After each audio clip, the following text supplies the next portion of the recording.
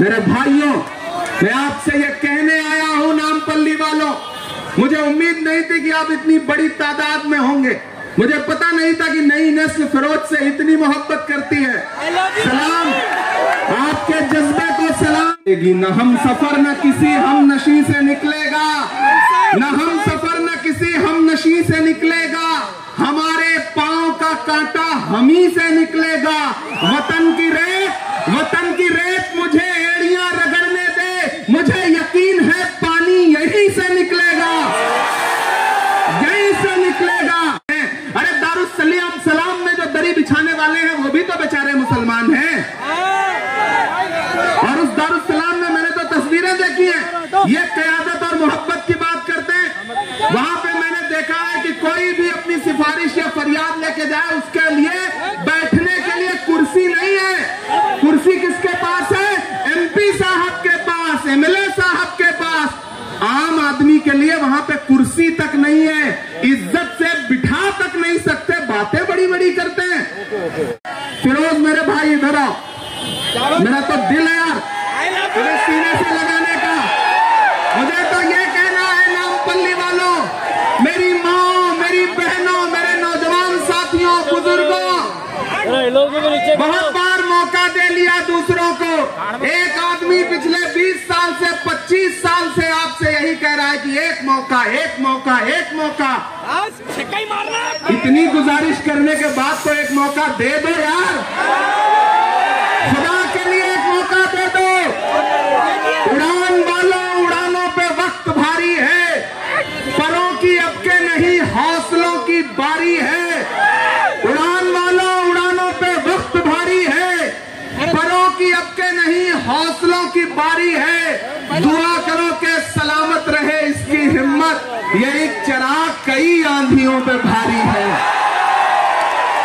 मैं ये कहने आया हूं कि डरो मत, डराने की कोशिश की जाएगी, खरीदने की कोशिश की जाएगी, लेकिन एक बात समझ लेना, फिरोज आपके बच्चों का मुस्तकबिल बदलना चाहते हैं। मुझे नामपल्ली वालों, हैदराबाद के दानिश्वर लोगों, आपसे एक बात कहनी है कि मेरे भाई, जब भाजपा धर्म की राजनीति करती है और आप उसके खिलाफ खड़े होते हैं और ये कहते हैं कि राजनीति और धर्म दोनों अलग अलग चीजें हैं, तो फिर जो मजहब की सियासत करने वाले हैं उनके साथ क्यों खड़े होते हैं? ये मुल्क मोहब्बत से चलेगा, ये मुल्क एकजुटता से चलेगा, ये मुल्क हिंदू, मुसलमान, सिख, ईसाई सबको लेकर के आपस में आगे बढ़ेगा।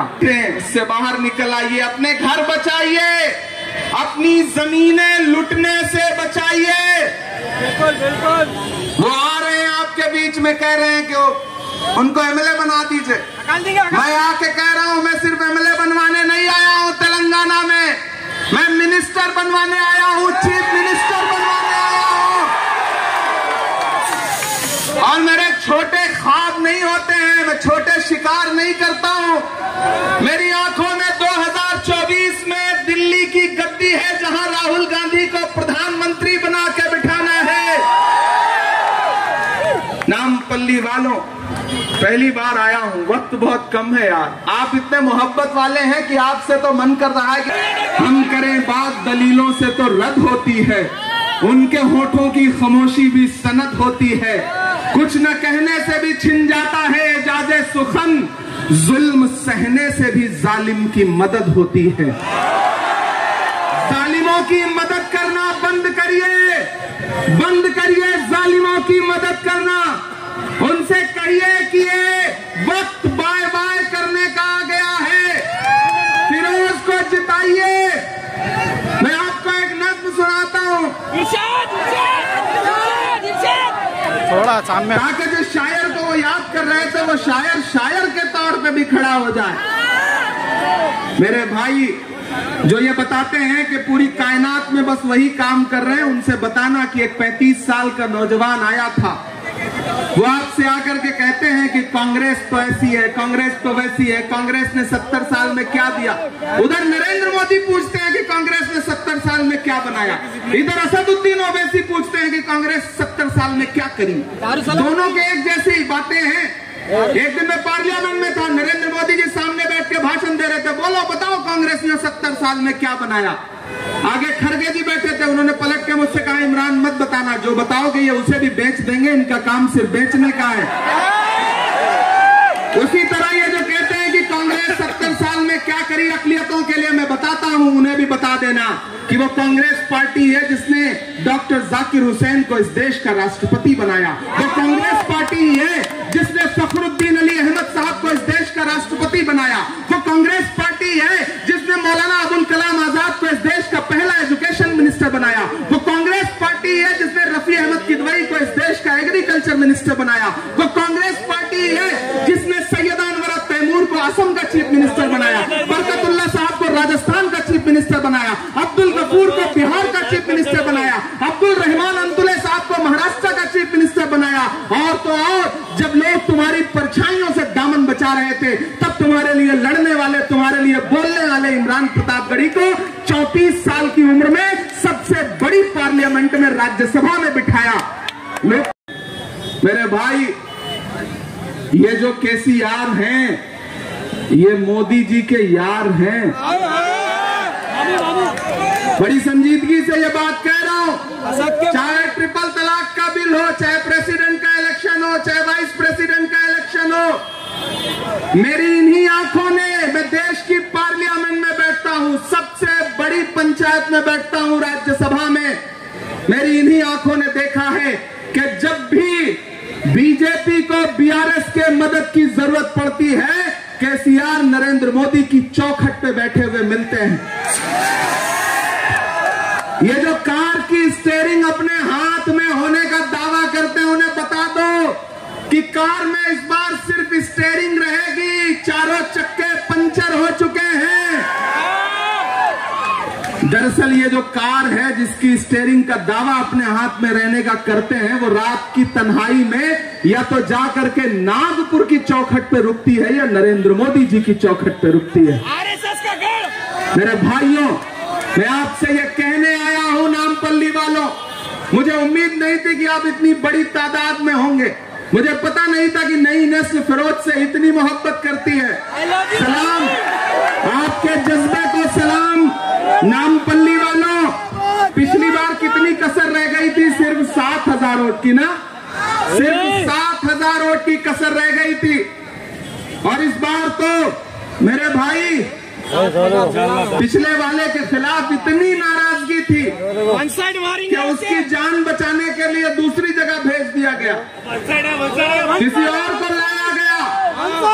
लेकिन एसी गार्ड और रेल हिल्स के नौजवान जानते हैं कि जो नया है उसमें मगरूरियत की कितनी इंतहा है। मेरे भाई, वो जो 7,000 की कमी थी, उसको इस बार पूरी करनी पड़ेगी। न हम सफर न किसी हम नशी से निकलेगा, न हम सफर न किसी हम नशी से निकलेगा, हमारे पांव का कांटा हम ही से निकलेगा। वतन की रेत मुझे एड़ियां रगड़ने दे, मुझे यकीन है पानी यहीं से निकलेगा, यहीं से निकलेगा। नामपल्ली वालों, पहली बार आपके दयारे मोहब्बत में आया।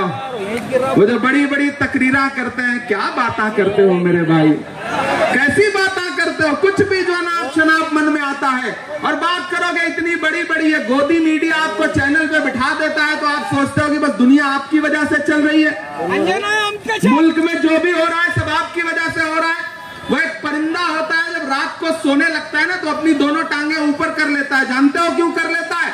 उसे लगता है कि जब आसमान टूट के गिरेगा तो वो आसमान रोक लेगा। नहीं मेरे भाई, वो आसमान नहीं रोक पाएगा, कोई बर्दाश्त नहीं है। उनको लगता है पार्लियामेंट में बोलते हैं तो बस वही बोलते हैं, बाकी तो सब गुलाम है, सब दरी बिछाते हैं। अरे दारुस्सलाम में जो दरी बिछाने वाले हैं वो भी तो बेचारे मुसलमान हैं। और उस दारुस्सलाम में मैंने तो तस्वीरें देखी है, ये क़यादत और मोहब्बत की बात करते हैं। वहां पे मैंने देखा है कि कोई भी अपनी सिफारिश या फरियाद लेके जाए, उसके लिए बैठने के लिए कुर्सी नहीं है। कुर्सी किसके पास है? एमपी साहब के पास, एमएलए साहब के पास। आम आदमी के लिए वहां पे कुर्सी तक नहीं है, इज्जत से बिठा तक नहीं सकते, बातें नामपल्ली वालों, मैं अपने भाई के लिए आपसे दामन फैलाने आया हूं। सरकार बनने जा रही है, ये केसीआर साहब के जाने का वक्त है। Bye bye KCR. मैं पूरे सूबे में जहां जा रहा हूं, मैं लोगों से विदा लेते हुए जब बाय बाय करता हूं तो वो पलट के वापसी में बाय बाय नहीं करते, पलट के केसीआर बोल देते हैं। मैं फिरोज, मेरे भाई इधर आओ, मेरा तो दिल है यार मेरे सीने से लगाने का।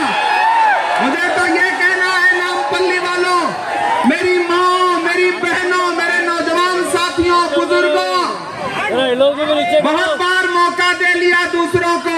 एक आदमी पिछले 20 साल से 25 साल से आपसे यही कह रहा है कि एक मौका, एक मौका, एक मौका। इतनी गुजारिश करने के बाद तो एक मौका दे दो यार, खुदा के लिए एक मौका दे दो। उड़ान वालों, उड़ानों पे वक्त भारी है, परों की अब के नहीं हौसलों की बारी है। उड़ान वालों, उड़ानों पे वक्त भारी है, परों की अब के नहीं हौसलों की बारी है। दुआ करो कि सलामत रहे इसकी हिम्मत, यही चिराग कई आंधियों पे भारी है। मैं ये कहने आया हूं कि डरो मत, डराने की कोशिश की जाएगी, खरीदने की कोशिश की जाएगी, लेकिन एक बात समझ लेना, फिरोज आपके बच्चों का मुस्तकबिल बदलना चाहते हैं। मुझे नामपल्ली वालों, हैदराबाद के दानिश्वर लोगों, आपसे एक बात कहनी है कि मेरे भाई, जब भाजपा धर्म की राजनीति करती है और आप उसके खिलाफ खड़े होते हैं और ये कहते हैं कि राजनीति और धर्म दोनों अलग अलग चीजें हैं, तो फिर जो मजहब की सियासत करने वाले हैं उनके साथ क्यों खड़े होते हैं? ये मुल्क मोहब्बत से चलेगा, ये मुल्क एकजुटता से चलेगा, ये मुल्क हिंदू, मुसलमान, सिख, ईसाई सबको लेकर के आपस में आगे बढ़ेगा। इससे बाहर निकल आइए, अपने घर बचाइए, अपनी जमीनें लुटने से बचाइए। बिल्कुल बिल्कुल। वो आ रहे हैं आपके बीच में, कह रहे हैं कि उनको एमएलए बना दीजिए। मैं आके कह रहा हूं, मैं सिर्फ एमएलए बनवाने नहीं आया हूं तेलंगाना में, मैं मिनिस्टर बनवाने आया हूं, चीफ मिनिस्टर बनवाने आया हूं। और मेरे छोटे ख्वाब नहीं होते हैं, मैं छोटे शिकार नहीं करता हूं। मेरी आंखों में 2024 में दिल्ली की गद्दी है, जहां राहुल गांधी को प्रधानमंत्री बना के बिठाना है। नामपल्ली वालों, पहली बार आया हूं, वक्त बहुत कम है यार। आप इतने मोहब्बत वाले हैं कि आपसे तो मन कर रहा है कि हम करें बात, दलीलों से तो रद्द होती है, उनके होठों की खामोशी भी सनद होती है, कुछ न कहने से भी छिन जाता है एजाज़े सुखन, जुल्म सहने से भी जालिम की मदद होती है।